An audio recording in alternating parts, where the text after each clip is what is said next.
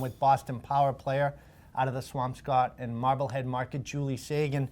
Now, Julie, inventory is still low, and the spring market's kicking off here. And people want to be competitive. They want to have that edge when making an offer.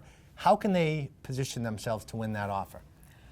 One thing that I have recommended to some of my clients is if they are in a position to cross out their mortgage contingency, that will give them a slight edge over a potential other buyer out there. Now, I see this all the time, and it's a great point. When you say cross out the mortgage contingency, that doesn't mean that you're coming to the closing just paying cash. No. It means that you're confident in your financing, you've done your due diligence, know that you're in position to obtain the mortgage, and that's going to shorten the timeline and also take that fear of financing falling through from the seller. So you can still obtain a mortgage with waiving that contingency. Absolutely. It's not coming to the closing with cash. It's merely just saying something to the seller that I'm fully confident, I will get a mortgage, I'm taking that pressure on myself to make sure that happens, and you don't have to worry about it as a seller.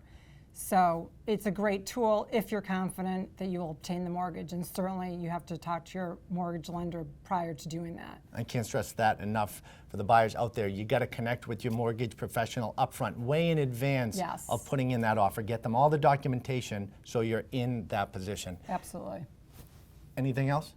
Yeah, other things that a buyer can do to have the edge on somebody else is shorten your home inspection period from 10 days to even 7, maybe 5 if you can get a home inspector in there quickly. It just means the time period that a seller has to wait is less.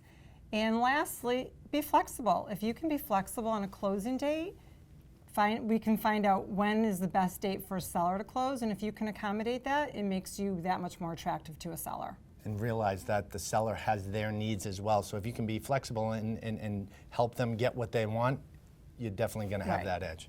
Absolutely. Thank you, Julie. You're welcome. And if you're in the Swampscott Marblehead Market and would like to connect with Julie directly, if you have any real estate questions, you can reach out to her by going to juliesagan.com. And remember, we have more buyer tips right here on our page on Real Estate Talk Boston.